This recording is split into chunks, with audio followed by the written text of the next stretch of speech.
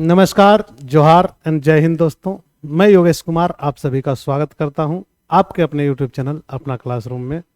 और हम लोग अभी खोरठा साहित्य देख रहे हैं और खोरठा साहित्य में हम लोग क्या देख रहे हैं, खोरठा गद्य साहित्य का खंड ग। और आज यह तीसरा सेशन है आप लोगों का, जो खोरठा साहित्यकारों के व्यक्तित्व एवं कृतित्व में यह तीसरा सेशन है। इसके पहले की आप लोगों ने देख चुका होगा, बहुत सारे वीडियोज अपलोड हो चुके हैं। और व्याकरण का अगर उससे काम चल जाएगा तो ठीक है, नहीं तो फिर से बना दूंगा, उसमें कोई दिक्कत नहीं है। लाइव क्लासेस भी ले लूँगा, वहाँ पर भी आ जाएंगे। तो आज हम लोग जो व्यक्तित्व और कृतित्व में देखेंगे, यह नाम जो है, यह नाम है विश्वनाथ दसोंधी राज। दोस्तों, विश्वनाथ दसोंधी राज के बारे में आज हम लोग बात करेंगे। और यहाँ जो इमेज आपको दिख रहा होगा, यही विश्वनाथ दसोंधी राज, जो कि एक तांत्रिक के रूप में भी आपको दिख रहे होंगे और बड़े ही कमाल के जन कवि रहे हैं। और इन्होंने बहुत सारे नाटक भी लिखे हैं। अजगर इनका बड़ा ही फेमस नाटक रहा है। जमींदारी प्रथा के ये पुरजोर विरोधी रहे हैं और इनका विरोध इनके कृतित्व में भी दिखता है। तो आइए चलते हैं, इनके जीवन से संबंधित बातें करते हुए आगे बढ़ते हैं और देखते हैं क्या क्या हम लोगों को जानकारी मिलती है। इनका जन्म, विश्वनाथ दसोंधी राज जी का जन्म 15 अप्रैल 1943 ईस्वी में भटमुरना कतरास जिला धनबाद में हल रहे। बाप का नाम क्या था तो मुखराम दसोंधी और माई का नाम फूटा देवी। शिक्षा इनकर पढ़ाई लिखाई गाँव के स्कूल शुरू है और Ganga Narayan memorial high school से मैट्रिक 1963 ईस्वी में। फिर आरएसपी कॉलेज झरिया से बीए करल थी और रांची विश्वविद्यालय से एमए और देवघर से डिप्लोमा इन एजुकेशन सन 1970 में करल था। आज हम लोग यहाँ पर देखेंगे कि क्या क्या इनका कृतित्व है, इनका व्यक्तित्व में क्या क्या किस किस चीज का झलक पड़ता है वो चीजें। तो चलिए, जैसा कि आप लोगों ने देख लिया, इनका जन्म धनबाद में हुआ था, धनबाद का कतरास में, कतरास के भटमुरना में। और इनका बाप का नाम मुखराम दसोंधी और माई का नाम फूटा देवी है। शिक्षा दीक्षा जीएनएम हाई स्कूल कतरासगढ़ से और उसके बाद आगे आरएसपी कॉलेज झरिया से। और फिर इन्होंने रांची यूनिवर्सिटी से एमए किया और देवघर से डिप्लोमा इन एजुकेशन किया। एज ए शिक्षक इन्होंने डिप्लोमा कर लिया। तो खोरठा में शुरू कर दे, ज्यादा समय नहीं लेंगे। खोरठा गद्य साहित्यक एगो मोट माट मेटक गांठ पवैया विश्वनाथ दसोंधी राज कर जन्म मोटक गांठ ठाव, माने ऐसा मोटा गाछ जिसका छांव। विश्वनाथ दसोंधी राज कर जन्म 15 अप्रैल 1943 ईस्वी में भटमुरना कतरास जिला धनबाद में हेल रहे। और इनकर बापे का नाम मुखराम दसोंधी और मायक नाम फूटा देवी है। शिक्षा इनकर पढ़ाई लिखाई गाँव के स्कूल ले शुरू है और गंगा नारायण मेमोरियल, जरा जीएनएम कहते हैं, GNM high school, Ganga Narayan memorial high school से मैट्रिक 1963 ईस्वी में की। और आरएसपी कॉलेज झरिया से इन्होंने क्या किया, बीए किया। उसके बाद चले गए रांची यूनिवर्सिटी, वहाँ से एमए किए। और रांची यूनिवर्सिटी के बाद चले गए देवघर, वहाँ से एमए इन एजुकेशन या डिप्लोमा इन एजुकेशन किए 1970 में। नौकरी इन्होंने किया पढ़ाई पूर्वल बादे, थोड़े एक दिन वो हिंदे हुंदे भटकला। फिर गंगा नारायण जीएनएम मेमोरियल उच्च विद्यालय में हिंदी के मास्टर बनला। जिस स्कूल में पढ़े उसी स्कूल में हिंदी के अध्यापक बने। बड़ा ही कम लोगों को यह सौभाग्य मिलता है। वो स्कूल 1980 में सरकारीकरण है, जहां 1996 तक रहल बाद मास्टर एक सामूहिक बदली वो महाराज जी उच्च विद्यालय बिजुलिया चले गया। इस विद्यालय का जो है राष्ट्रीयकरण हुआ या इस विद्यालय का सरकारीकरण हुआ। और जब सरकारीकरण हुआ तो उस दौरान ये वहीं थे। उसके बाद जब एक बार सभी शिक्षकों का ट्रांसफर होता है तो उस दौरान इनका ट्रांसफर कहाँ हो जाता है तो उच्च विद्यालय बिजुलिया में, जहां उन्होंने 2003 में, अभी हाल फिलहाल में ही 20 साल पहले रिटायर किए और साहित्य सेवा में ये बहुमुखी प्रतिभाशाली रचनाकार रहत। छात्र जीवन से ही साहित्य में मन लागल रहे। उपहरू हिंदी में लिखा हलत। ढलती शाम का सूरज उपन्यास और वेदना के पंख कविता, दो कविता का संग्रह जो है वह आगरा के एगो प्रकाशक है, आगरा प्रगति प्रकाशन, वहां से छपल रहा। कौन सा? तो ढलती शाम का सूरज और वेदना के पंख। किस भाषा में लिखा गया था? तो हिंदी भाषा में लिखा हुआ इनका पहला जो है वह कहानी और उपन्यास और कविता है, कविता संग्रह है। थोड़ा सा पानी ले लेते।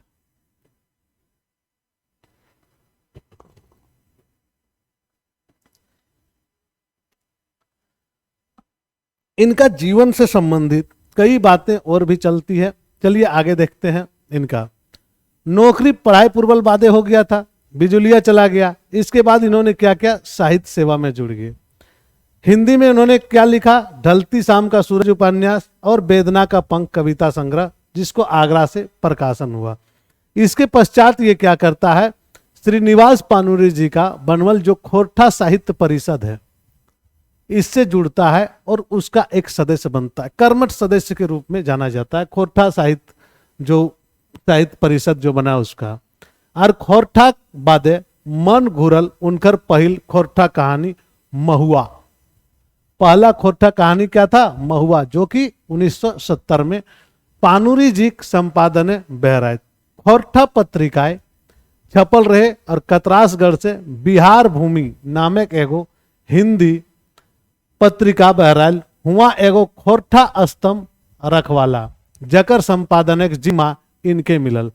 बिहार भूमि नाम का जो पत्रिका निकल रहा था, इसमें एक स्तंभ खोरठा का भी था। और इस खोरठा का जो जिम्मा था वह किनके अंदर पड़ गया? तो विश्वनाथ दसोंदी राज्य के अंतर्गत था। और इन्होंने खोरठा स्तंभ को चालू किया। ये 13-14 अंक इसका निकला, उसके बाद बंद हो गया। अगर कहें खोरठा साहित्य में तो इन गायद विदाय लिखलत भगजोगनी उपन्यास, अजगर नाटक, माटिक पुतल कहानी संग्रह, घुर मुंडरी लघु कथा संग्रह और पुटुस और परास नामक कविता संग्रह। ये सारी जो है इनका लिखा हुआ है और बालीडी खोरठा कमेटी बाटे से छपल है। तेतरी और महुआ उपन्यास अप्रकाशित है और यह प्रकाशित हो भी सकता है।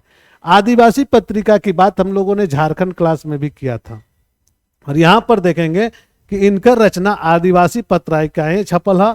आकाशवाणी में इनकर रांची से रचना कितना भी प्रकाशित हो चुका है।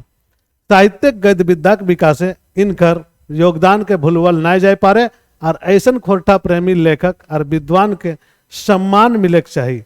29 जनवरी 2006 के भारतीय भाषा साहित्य न्यास रांची बाटे सम्मान में राजभवन में, राजभवन मतलब राज्यपाल में, झारखंडी भाषा मध्य श्रेष्ठ साहित्यकार के रूप में तत्कालीन महामहिम राज्यपाल सैयद सिबते रज्जी इनका सम्मानित कर रहत।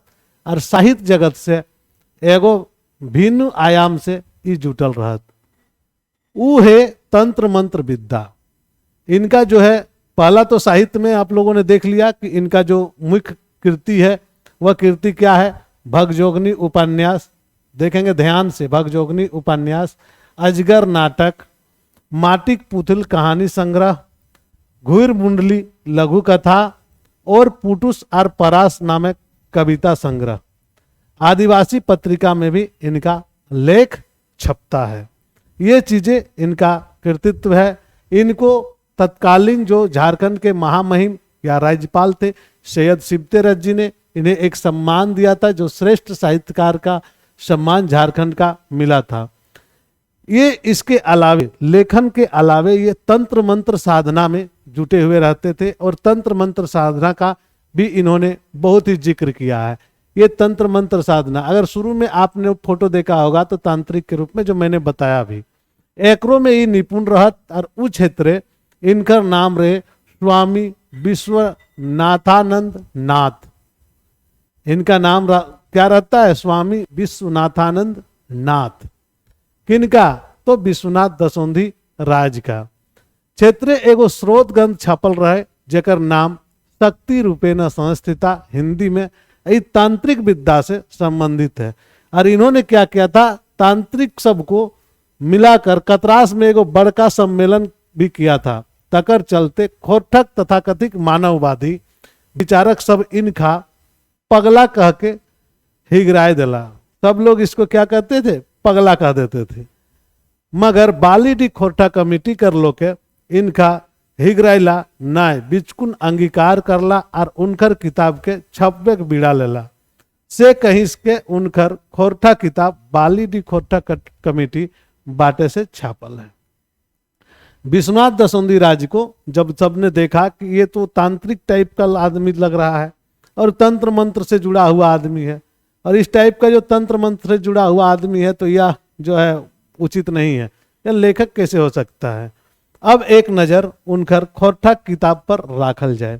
थोड़ा थोड़ा सा चर्चा कर लेते हैं उनके किताबों के बारे में, ताकि आपको भी समझ में आ जाए कि उनके लेखनी में क्या जादू था। पहला है भगजोगनी।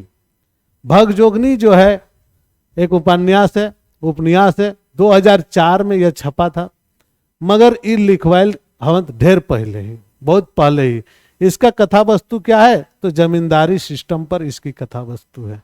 जमींदारी सिस्टम क्या होता है कि यहाँ पर एक किसान होता है और किसान के बीच में एक बिचौलिया जिसको जमींदार कहते हैं, और आगे कौन होता है, अंग्रेज होता है, जिसके यहाँ जाके वह मालगुजारी जमा होता है। तो इसी बिचौलिया और इनके लेके जमींदार को लेके जमींदारी सिस्टम पर इनका कहानी उपन्यास है, जिनका नाम है भगजोगनी। पहले लिखा था सामंती शोषण अत्याचार और व्यभिचार कर पर्दाफाश है। भले ही जमींदारी प्रथा 1956 में खत्म है, मगर सामंती प्रवृत्ति छूटल नाय और शोषण प्रवृत्ति तो रहिए गेल है। एकर में समकालीन भाव है और विरोधक स्वर है। हाँ, आखिरी तनिक कानपतियारी भाव भी आयल है। भगजोगनी ई उपन्यासक मुख्य पात्र ही और एकर पर बेसी लिखवाइल नाखे, मगर जे लिखवाइल है ओकर में सामाजिक चित्र बेसी उखरवल है। उपहर समाजक गरीबक बेटीक इज्जत सुरक्षित न रहे, सियान हेल जमींदारक आंख लागले रहे, ओकर अपहरण कर लेल जाए और ओकर इज्जत पर हमला कर दिया जाए और इज्जत लूट लेल जाए। कहने का मतलब है भगजोगनी जो पात्र है इसमें जमींदारी प्रथा पर प्रहार किया गया है और जमींदारों का जो शासन जो कि 1956 में ही खत्म हो गया था, लेकिन आज भी इन क्षेत्रों में जो है सामंतवादी प्रवृत्ति नहीं गया है। यहाँ पर सामंतवादी प्रवृत्ति के तहत ये लोग क्या करते हैं, जो कन्याएं हैं, जो लड़कियां हैं, अगर जवान होती है तो उन पर नजरें टिकाए रहते हैं, उनको किडनैप करते हैं और उनको क्या करते हैं, अपने हवस का शिकार बनाते हैं। यही चीजें यहाँ पर भगजोगनी में लिखा है उन्होंने। ई उपन्यास से भगजोगनी बाप कुदरा नाम रहता भगजोगनी का, अत्याचार के बेसी चित्रित करल गेल है, मगर भगजोगनी फांसी लगाए लेल बादे गाँव के लोग एकजुट होके ठाकुर के दलान महल में आग लगाए देहत और ठाकुर हुए पोड़ के मोर जाए। बादे जे ठाव गाछे फांसी लगवल रही उ पवित्र ठाव बनल और हुआ एगो छोटे गो मंदिर बनल, जहाँ दुखिया भगत रोज बिहाने पानी ढार के आर संक्रांति मकर संक्रांति के दिन में जतरा मेला लागे लगल। भगजोगनी के सोनवा नामक छोड़ा जिससे प्रेम रहा है और वो जब ये सब घटना देखता है तो वह क्या होता है, पागल हो जाता है और भगजोगनी के साथ में वो पागल हो जाता है। और उस दिन एक दिन क्या होता है, विक्षिप्त होकर इधर उधर पगलाता है और एक दिन फिर उसी जगह में आके मृत पाया जाता है, मर जाए। ये कहानी सिराय जाए और उपन्यासक नजरे ई खरा ना है, ई छोटा है मगर एकर में आयल विचार बोड़ है। उपन्यास बड़ा होता है, कई खंड होते हैं, लेकिन ये कहानी के तौर पर है, छोटा है, लेकिन फिर भी कई विचार है जो उपन्यास के रूप में भी जाने जाते हैं। दूसरा है इनका नाटक जिसका नाम है अजगर। अजगर किस प्रकार से व्यवस्था को दोष देता है या व्यवस्था पर किस प्रकार से उंगली उठाया गया, यह विश्वनाथ दसोंदी राज ने बड़ा ही बेहतरीन ढंग से बताया है। अजगर ऑलरेडी आपका प्लेलिस्ट में है, अगर आप लोग जानना चाहें तो आप लोग देख सकते हैं। शायद इस बार सिलेबस में नहीं है, पिछली बार था। साहित्य क्षेत्र अजगर तेसर नाटक लागे। एकर में नाटककार समाजे है रहल शोषण आर पर खड़का परजीवी लोकक प्रवृत्ति के देखवल गेल है।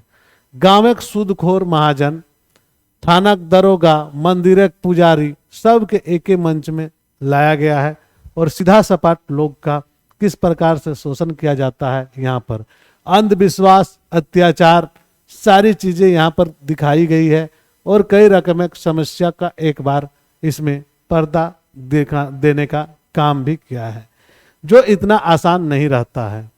माटिक पुथल जो है, यह माटिक पुथल कहानी संग्रह है और इस माटिक पुथल में कहानी संग्रह में 5वां जो है यह किताब है उनका, और ये किताबें बेसी कहानी गांवक शोषण और सामंती व्यवस्था पर है।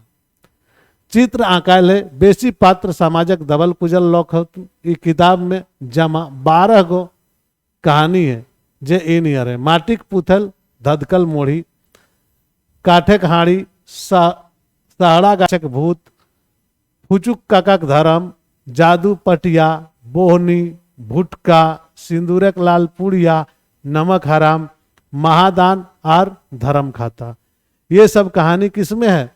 तो माटिक पुथल में ये सब कहानी है। विश्वनाथ दसोंधी राज के बारे में बहुत ज़्यादा बातें हम लोग नहीं करेंगे, लेकिन लेखक परिचय में आप लोगों को जानना है, इसलिए इस तरह से अगर देखा जाएंगे तो विश्वनाथ दसोंधी राज जी के साहित्य का पात्र आलाइकन वर्ग है, लोक मतलब जो छोटा वर्ग है उसका है और एकदम साधारण लोगों का है। इनका साहित्य कोई विधा का नहीं है, बल्कि आसपास के शोषण पर लिखा गया है।